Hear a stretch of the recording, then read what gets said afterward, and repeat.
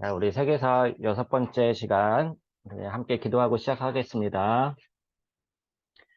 하나님 감사합니다. 우리 기독교 관점으로 보는 세계사 수업을 6번째 시간을 맞이해서 하나님 우리가 함께 모였습니다. 하나님께서 인도해 주시고 또 우리가 세계를 바라보는 성경적인 관점을 얻을 수 있도록 이 시간에 지혜와 명철을 허락해 주시고 우리가 배우는 모든 과정 가운데 하나님 이해력을 허락해 주시기 원합니다.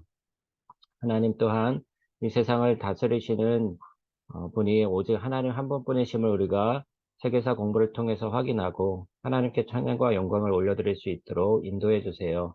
주님 감사드리며 예수님 이름으로 간절히 기도드립니다. 아멘. 화면 공유를 하겠습니다.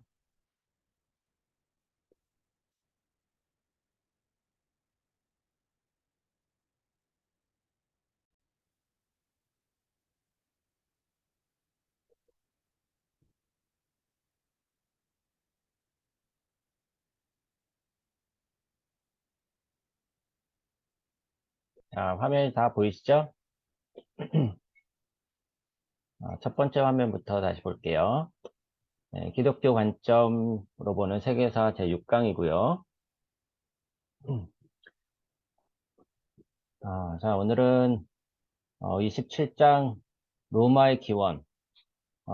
이게 순서대로 하면은 26장부터 30장까지 봐야 되는데, 지난 한 주간 쉬었어요. 그래서 여러분들의 진도가 많이 나갔는데, 인도라든가 중국, 이런 부분들은 좀 여러분들 책 읽은 것으로 대체를 하고, 그래서 로마를 중심으로 해서 성경적인 이야기와 엮어서 한번 살펴보도록 할게요.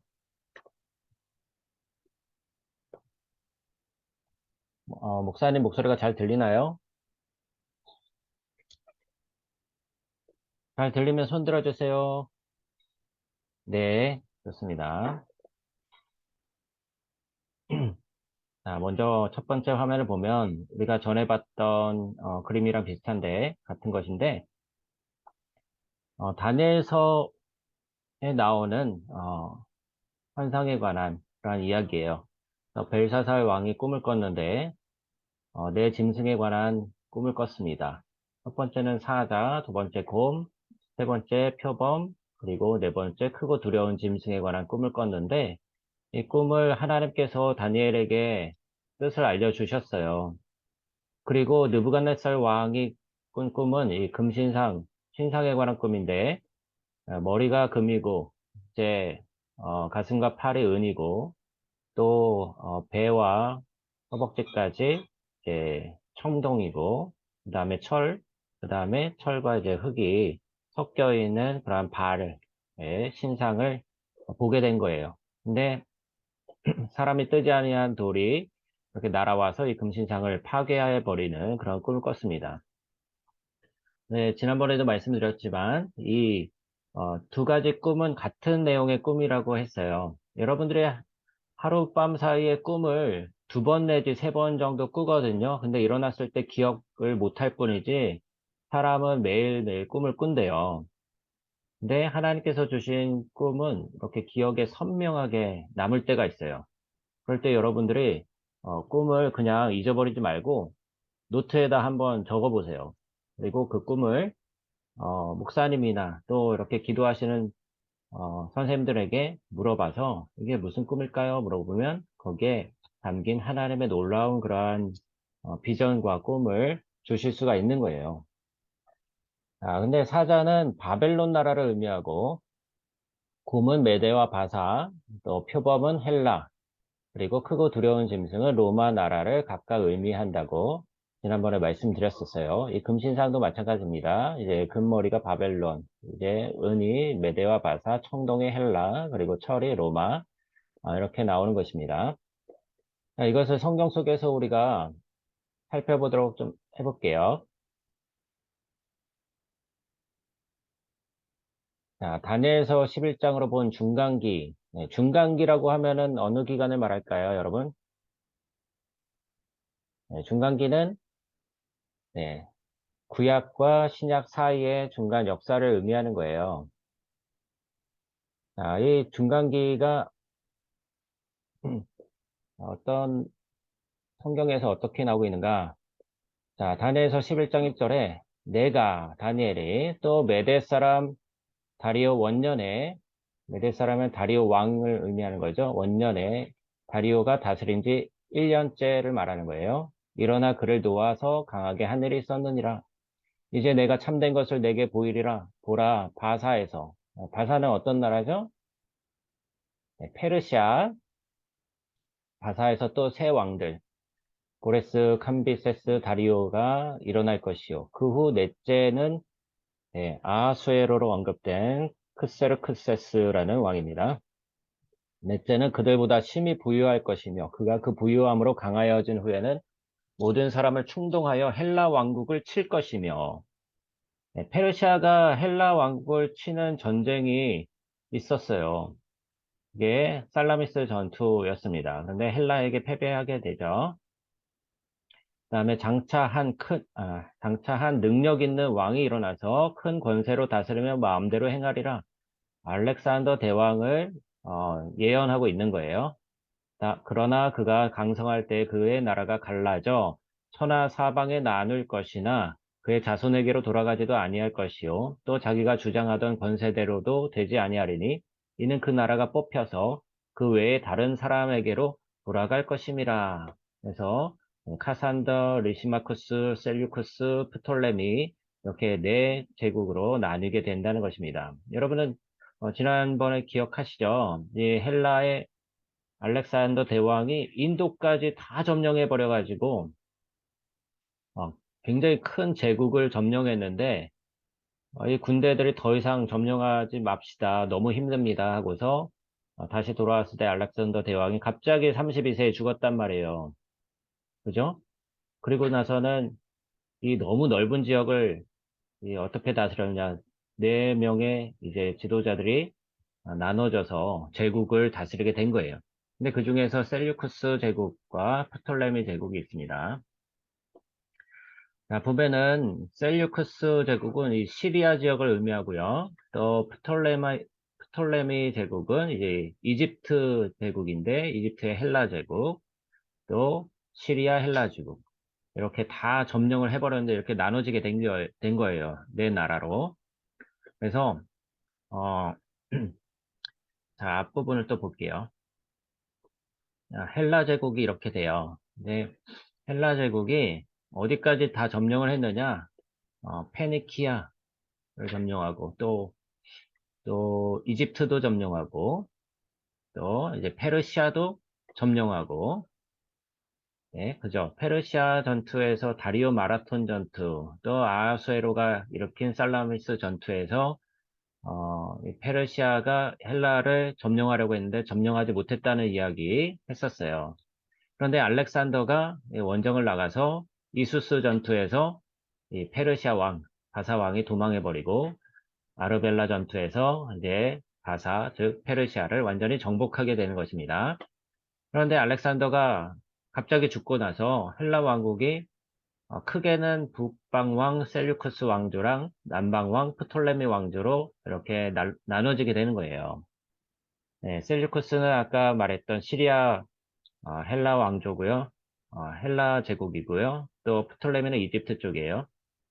그런데 이 북방 셀류크스 왕조랑 남방 프톨레미 왕조 사이에 계속해서 전쟁이 있었어요. 무엇을 두고 전쟁이 있었을까요?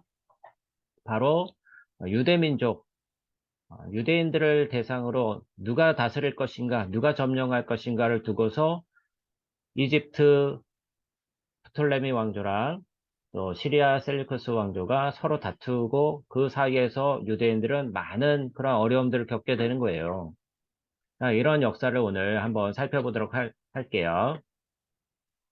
자, 보면은 아까 그 장면인데 유대가 이집트 헬라 제국 대신 시리아 헬라 제국과 가까이 하면서 유대는 시리아 헬라 제국의 지배로 넘어가게 된다.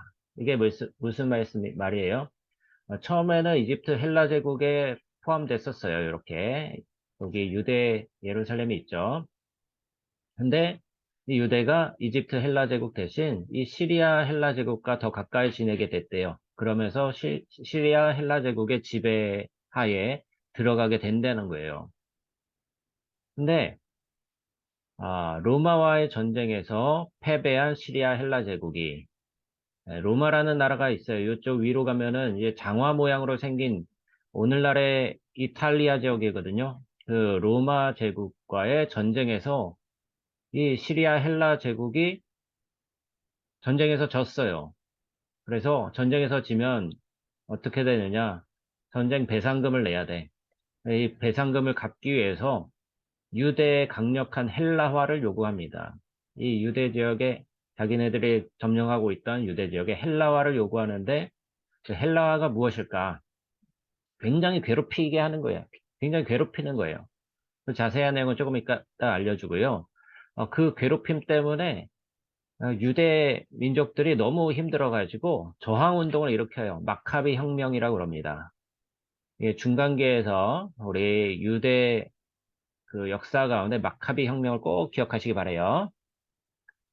자, 한번 보겠습니다. 시리아 헬라 제국이 유대에 강요한 헬라화. 무엇 때문에 강요했다고요? 로마한테 져가지고 전쟁에서 져서 로마에게 바칠 배상금을 빼앗기 위해서 얻기 위해서 어떻게 하느냐? 유대의 헬라화를 강요하는데 할례도 금지하고 하나님께 제사 드리는 것, 예배 드리는 것도 금지하고요. 예루살렘 성전에 제우스 신상을 세우고요. 성전 안에 돼지 피를 흘려보내고요. 무자비하게 세금을 징수하고 성전 헌금도 탈취해가고 성전을 압류하고 이러면 살 수 있을까요? 유대인들이 하나님을 경배하는 그러한 종교를 이렇게 섬기는 그러한 신앙을 보장해 주다가 갑자기 이렇게 예배도 못 드리게 하고 성전 헌금도 다 빼앗아가고 성전도 그냥 압류해버리고 대대적인 그러한 핍박이 일어나게 되는 것이죠. 그럴 때 더 이상 못 견디겠다 하고서 마카비 혁명을 일으키게 됩니다. 마카비 혁명을 일으키는데 이 마카비 혁명은 무력 항쟁이에요. 그래서 예루살렘 성전을 다시 회복하게 돼요.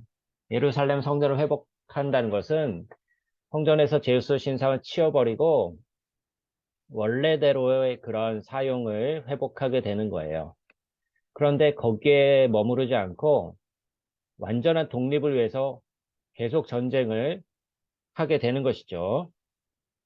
근데 이 마카비 혁명에 성공했던 왕조가 어떤 왕조냐? 하스몬 왕조라고 합니다. 여러분, 이 중간계에서 기억할 두 가지는 마카비 혁명, 그 다음에 하스몬 왕조예요. 유대가 시리아 헬라 제국으로부터 독립하고 다시 로마의 식민지가 되기까지 80여 년 동안 세워진 유대의 왕조입니다. 여러분, 이스라엘이요. 이전에는 왕들이 있었어요. 초대 왕이 누구였죠? 구약시대? 네, 사울 왕이죠. 네, 사울 왕 다음에 누구죠? 지훈이? 사울 왕 다음에 다윗. 그죠? 다윗 다음에 솔로몬 다음에 르호보암. 그 다음에 르호보암과 여로보암이 이제, 어, 남, 남유다와 또 북이스라엘로 이렇게, 분열 왕국이 되어버려요. 그래서 분열 왕국에서 이제 북왕조와 남왕조의 각각 19대와 뭐 20대 왕조 이렇게 있습니다. 그래서 이렇게 왕들이 쭉 있었는데 그 이후에는 아수르로 끌려가고 바벨론으로 끌려가잖아요. 그 후에는 어떤 왕이 일어나지 않았었는데 이렇게 중간기에 하스몬 왕조가 일어나게 되는 거예요. 이스라엘에 다시 왕들이 일어나게 됐어요. 근데 80년 동안 그전에는 그 500년 동안 왕조가 있었다면, 이제는 80년 동안, 잠깐 동안 이제 세워진 유대 왕조였습니다. 네, 이 하스모 왕조가 독특한 점은 무엇이냐? 왕이 대제사장직을 겸해서, 수행을 했다는 거예요. 자, 이러한 내용들이 좀 어렵지만, 여러분들이, 이 흐름이 이렇게 된다는 것을 기억하시면 좋겠습니다. 자, 근데 이 수전절은 무엇이냐? 유대의 절기 중에 하나인데요. 마카비 혁명으로 예루살렘 성전이 다시 청결하게 되고 회복된 것을 기념으로 만든 명절이래요. 그래서 수전절을 하누카라고 부르는데, 수전절에는 이 촛대와 팽이 그리고 기름에 튀긴 음식 이런 것들이 여러분들이 기억하시면 좋겠어요. 네, 촛대는 무엇이냐? 유다 마카비는 예루살렘을 회복하고 8일 동안 성전을 정결케 하여서 8일간 하루에 하나씩 촛불을 켜면서 그날을 기념했습니다. 그리고 가운데 있는 촛대는 심지 역할을 하고요. 촛대의 기름을 생각하며 튀긴 도넛을 먹었다는 거예요. 네, 재밌죠? 네, 이렇게 유대인들이 자기의 절기들을 어, 지키는 것이죠.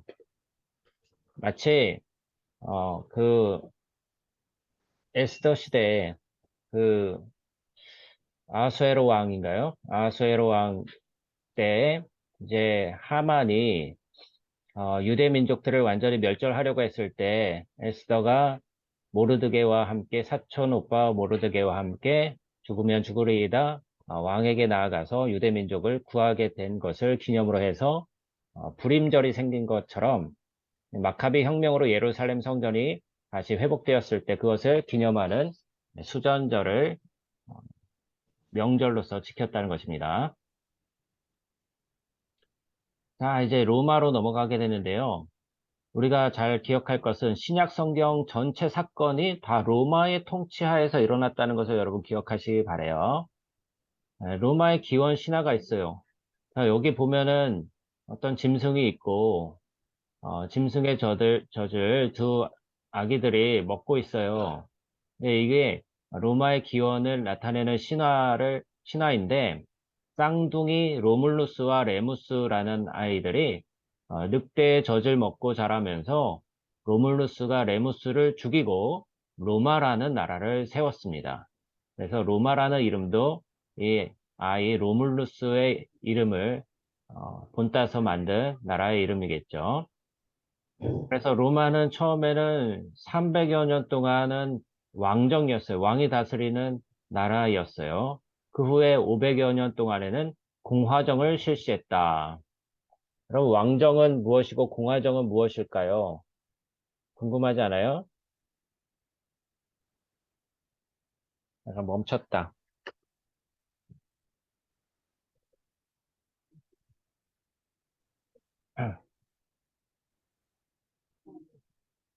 멈췄어요? 내 핸드폰 좀, 체리네 방에서 내 핸드폰 좀 갖다 줘요. 들려요? 여보세요? 네. 인터넷 연결이 불안정해서, 네. 핸드폰으로 좀 해야 될 것 같아요. 네. 네, 공화정은 무엇이냐? 왕 한 명의 독재를 견제하고 300명의 원로원이 모여서 회의를 하는 거예요. 그래서 시민들에게 의견을 물어서 나라의 일을 결정하는 민주주의를 말합니다. 이 그림에 보면은 여러 사람들이 모여가지고 회의를 하고 있어요. 이 사람들이 다 원로원들인 것 같아요. 그리고 로마의 시민들은 함께 모여서 공직자들을 투표로 선출했거든요. 네, 로마 최고의 공직자를 집정관이라고 했는데 한 명만 세운 게 아니라 두 명의 집정관을 세웠어요. 그래서 서로 견제할 수 있도록 했어요.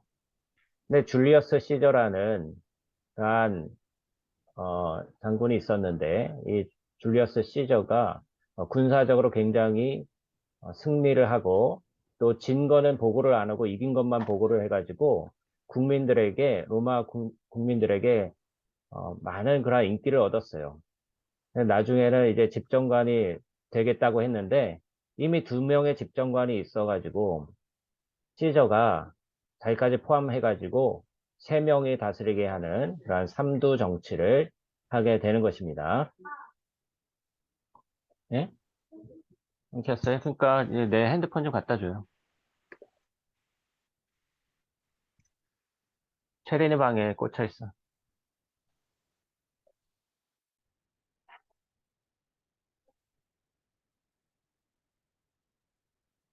잠깐만 기다리세요. 이게 모바일 핫스팟을 켜겠습니다.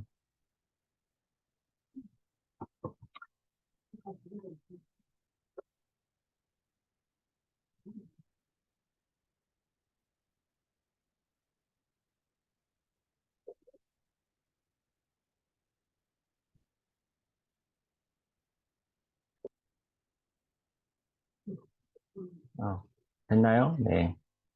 다시 공유를 할게요. 이거 중간에 끊겨서 죄송해요.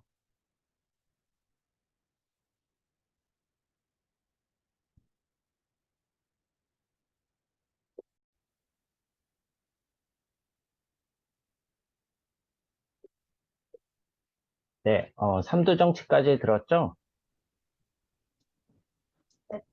네, 공화정 시대에 로마는 지중해 지역과 유럽에서 가장 큰 세력으로 계속해서 땅을 정복해 나갔어요. 그래서 한번 보도록 하겠습니다. 줄리어스 시저가 아마도 정복해 나갔겠죠. 그래서 그 백성들에게 굉장히 인기를 끌게 되었던 거예요, 시저가. 네, 로마의 이제 도로와 건물이나 이런 것들을 한번 보도록 하겠습니다.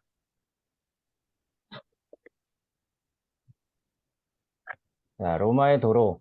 도로가 너무나도 잘 닦여 있어요. 로마에서 처음으로 콘크리트를 사용했다고 그래요.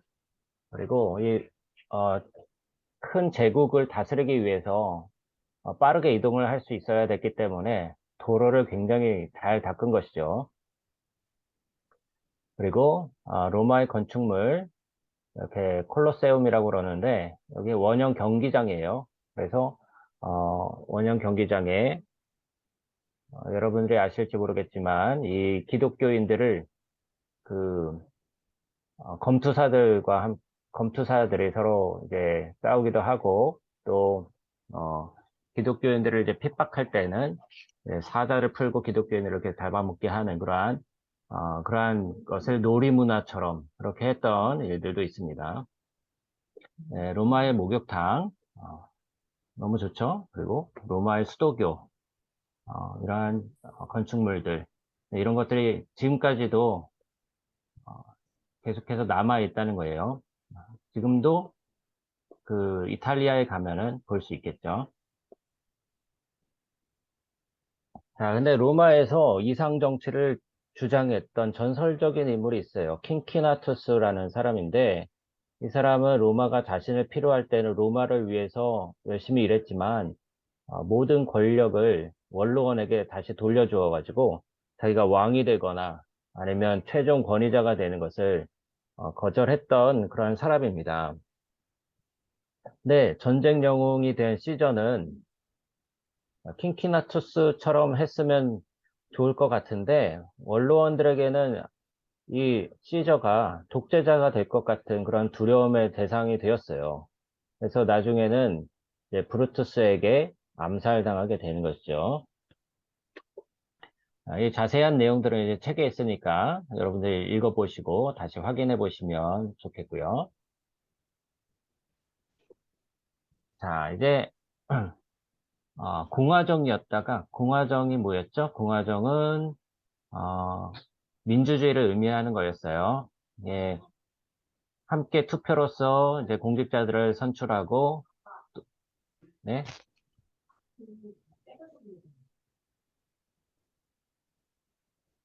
화면이 잘 안 보이나요? 네, 네, 화면 잘 깨져서 보여요. 잘 안 보이고요. 지금 괜찮으세요? 이제 잘 보여요. 네, 다행이네요. 그래서 좀 그런 걸 잘 말씀해 주세요. 네. 음소거 안 해도 돼요. 이게, 목사님 이렇게 얘기할 때 궁금한 거 있으면 언제든지 손 들고 질문해도 되고, 뭔가 잘 이제, 안 되는 게 있다 그러면은 바로바로 얘기해 주세요. 자, 그런데 이제, 줄리어스 시저가 드넓은 제국을 통치하기 위해서 황제의 통치인 제정이 확립됩니다. 화면 또 깨져 보여요? 네. 네. 이게 컴퓨터가 좀 좋지 않아서 그런가 봐요. 아, 참 여러 난관이 있네요, 이거. 네, 시저가, 이 넓은 제국을 통치하기 위해서, 황제 통치인 제정을 확립하게 되는데, 시저의 또 양자로 삼은 옥타비아누스가 그 다음에 로마를 다스리게 되는데, 이 제정을 황제가 다스리는 정치죠. 이것을 로마의 정치 체제로 확립하게 된다는 것입니다. 근데 이 옥타비안 누스는요, 신약 성경에 나오는 가이사 아구스도라고 해요. 가이사 때 예수님의 부모님이었던 요셉과 마리아가 그 뭐죠? 인구 조사를 하기 위해서 베들레헴으로 가게 되죠. 거기서 이제 예수님을 낳게 되는 거예요.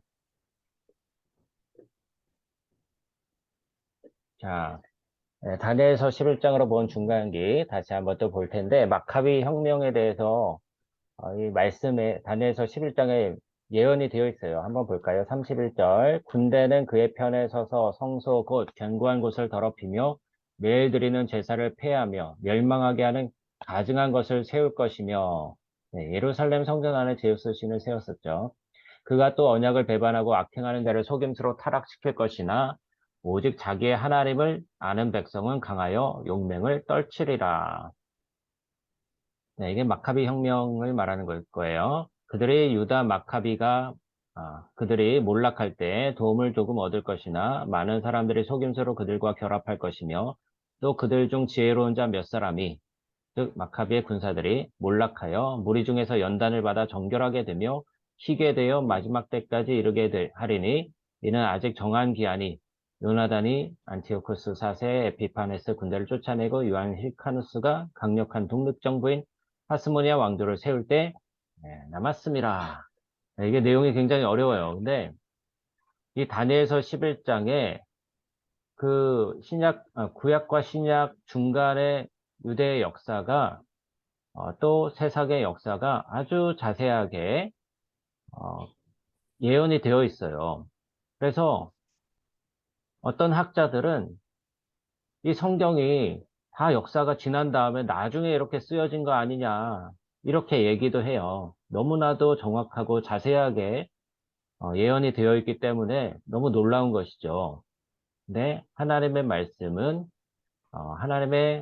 하나님께서 계획하시고 다 그 세상 역사를 다스리고 계시다는 것을 성경을 통해서 우리가 이렇게 확인해 볼 수 있는 것입니다. 이 내용들이 좀 어려워요. 사실 아까 말했던 이 메데와 바사, 통일 헬라 제국, 이 1절부터 4절까지인데 5절부터 또 30절까지 그 사이에 역사가 쭉 있어요. 그리고 31절부터 34절, 35절이 이제 오늘 다루었던 마카비 혁명에 관한 내용이라서 제가 이렇게 넣어봤습니다.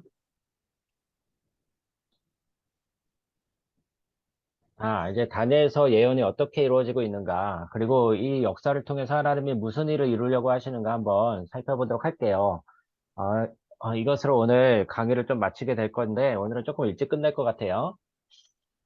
좀 어려운 내용들이기 때문에 자세하게 다룰수록 점점 여러분의 머릿속이 복잡해지기 때문에 단순하게 좀 가도록 하겠습니다. 단에서의 예언된 내용들이 어떤 거였느냐? 바벨론의 이스라엘 나라들이 포로로 잡혀가잖아요. 그죠? 유대 민족이 포로로 잡혀가서 유대 민족이 세상에 흩어져 살게 돼요. 세상에 흩어진 유대인들을 디아스포라라고 합니다. 디아스포라 유대인. 우리 함께 따라해 볼까요? 시작. 디아스포라 유대인. 네. 그래서 이 디아스포라 유대인들을 통해서 회당이 만들어지고요. 예전에는 성전에서 예배했다면 이 예루살렘 성전이 파괴되어서 더 이상 성전에서 예배할 수 없기 때문에 마을마다 이제 회당을 만들어서 그 회당 안에서 예배를 드리게 되는 거예요. 그리고 하나님을 믿는 이 신앙이 세계에 퍼지게 됩니다. 바벨론 느부갓네살 왕, 이게 그 다니엘의 예언을 통해서 또 하나님을 알리게 되고 또 벨사살 왕에게는 또, 어, 그 무슨, 어, 네 가지 이제 종류의 동물, 그런 꿈을 또 해석해 줌으로써 전달이 되고요. 전파가 되고요. 이런 일들이 계속해서 일어나게 됐죠. 그리고 구약 성경이 체계화된다는 것입니다. 다니엘서 예언에서도 바사, 페르시아가 이제 그 포로로 잡혀갔던 유대인들을 다시금 고국으로 되돌려보내는 고레스 정책이 있었죠. 고레스가 유화 정책을 통해서 이스라엘 나라가 다시금 성전을 건축할 수 있도록 유대인들을 예루살렘으로 돌려보냅니다. 그래서 성전을 건축하고 또 제사장들이 다시 득세하게 되는 그런 일들이 있게 됩니다. 그 다음에 헬라 하면은 알렉산더 대왕을 우리가 생각할 수 있죠. 알렉산더 대왕이 헬라화를 해서 가는 곳곳마다 도시를 세우는데 알렉산드리아 도시를 세운다고 그랬어요. 그리고 언어를 하나로 통일하고 또 히브리어로 된 구약 성경을 모세오경을 70명의 학자를 통해서 이제 헬라어로 번역을 하죠.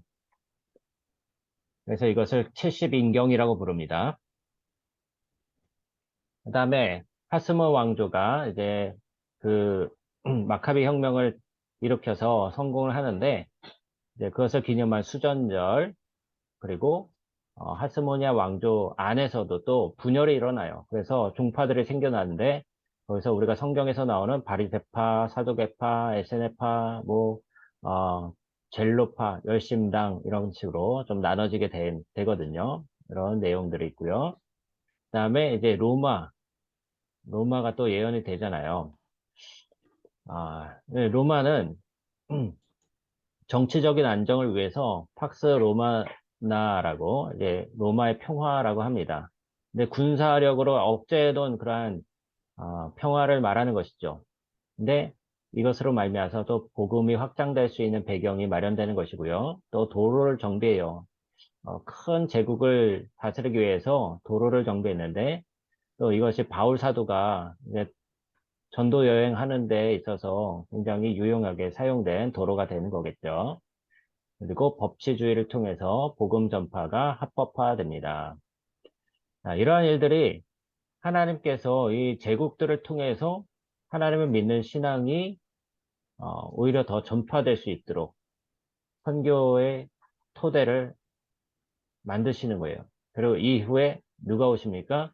바로 우리 주 예수 그리스도가 탄생하시는 거예요. 그래서 로마 시대에 예수님이 태어나시게 되는 거죠. 자, 이런 세계 역사를 통해서 우리가 무엇을 알 수 있느냐? 이미 수백 년 전에 예수님 태어나시기도 전에, 그, 다니엘을 통해서 예언을 하셨고, 또, 제국의 왕들의 꿈을 통해서 앞으로의 나타날 제국들이 어떠한 나라들이 있는지 미리 다 보여주셨던 거예요. 그리고 그것을 그대로 이루어 주시고, 또, 이 제국들을 통해서 예수님이 오실 길을 다 예비하고 계시다. 예비를 하셨다. 그래서 예수님이 오셨을 때 그 모든 복음 전파의 토대가 이미 다 마련되고 있었다라는 것을 우리가 확인해 볼 수 있는 거예요. 네, 세계사를 통해서 생각해 보면 어때요? 네, 유대 민족의 역사를 통해서 하나님이 세계를 다스리고 계시다는 것을 우리가 알 수 있어요. 유대 민족 중심으로, 이스라엘 중심으로 세계사가 어, 움직이고 있고 하나님께서 그렇게 세계를 통치하고 계시다. 그리고 하나님의 구원의 역사를 세계 속에서 전파하고 계시다라는 것을 알 수가 있겠습니다. 자, 이것으로 우리가 오늘 6강을 마치게 될 텐데 여러분 들으시고서 궁금한 점 있으면 한번 질문해 볼까요? 오늘 조금 내용이 어려운 부분이었어요. 목사님도 사실 이 중간기 역사는 어, 정확하게 이렇게 많이 알지 못하는 내용들인데 한번 보면서 다시 이렇게 확인을 하게 되네요. 네, 좀 어려웠죠? 어땠어요, 여러분? 네. 네, 승원이 좀 어려웠니? 네. 네, 내용이 좀 어려워, 그지? 이건 어른들도 어려운 내용이야. 어른들도 어려운 내용인데, 너희들은 얼마나 더 어려웠겠니? 자, 이제 공유를 중지할게요, 이제.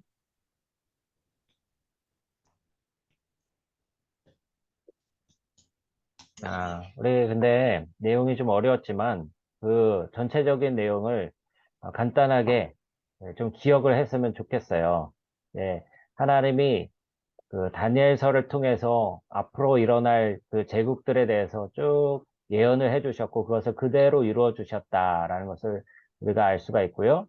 그다음에 그 제국들 역사를 통해서도 어, 또 복음이 전파되도록 준비하셨고 또 예수님이 오시는데 필요한 그 환경들을 그렇게 섭리 가운데 역사를 이루어 가셨다라는 것을 우리가 확인해 볼 수 있는 거예요.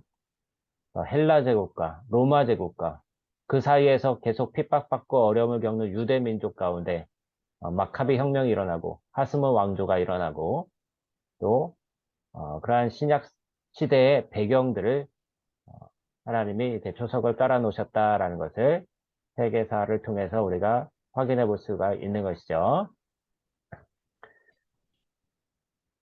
자, 수고 많았습니다. 우리 친구들. 우리 음소거 풀고 같이 인사할게요.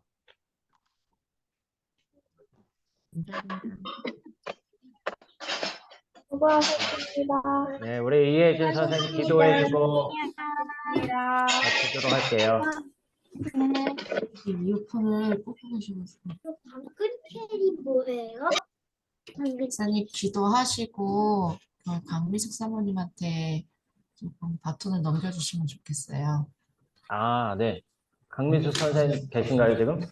네, 어디 네, 알겠습니다. 네. 기도하겠습니다. 실현아? 기도하겠습니다. 하나님 감사합니다. 우리 한 주간도 우리 친구들 열심히 책 읽고 책 읽은 것을 가지고 또 우리가 강의를 듣고 배워가게 하심을 감사합니다. 우리 친구들 늘 성실하게 열심히 하고 있는데 그 열심인 것이 또 하나님을 기쁘시게 하는 것이 될 수 있도록 도와주세요. 우리 친구들 건강하게 지켜주시고 우리가 또 이렇게 배움을 통하여서 하나님 영광 나타낼 수 있는 시간들 될 수 있도록 함께 해주세요. 예수님의 이름으로 기도합니다. 아멘.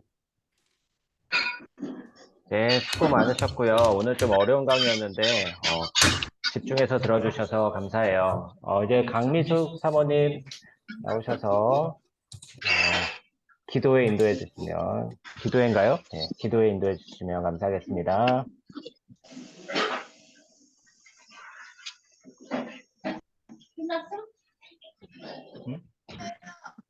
이미 선생님 기도 인도 하시는 거인 줄 알았어요. 제가 인도예요?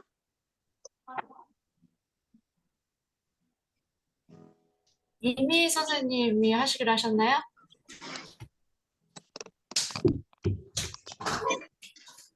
이미 선생님 기도에 인도하시기로 하셨나요? 네, 강미숙 사모님 말씀하셔서 순종했습니다. 네. 맞아. 네. 우리 어디 주원이랑 승원이도 같이 기도할 거야? 환영합니다. 환영합니다. 아이들도 같이 하면 좋을 것도 같아요. 우리 또 김영호 선생님 아래 오실 수 청소, 있나요? 아래 청소. 혜원아, 주원아, 승원아, 너희들은 이제 가서 씻고 쉬어. 네. 엄마들이 기도할게. 엄마. 고맙다.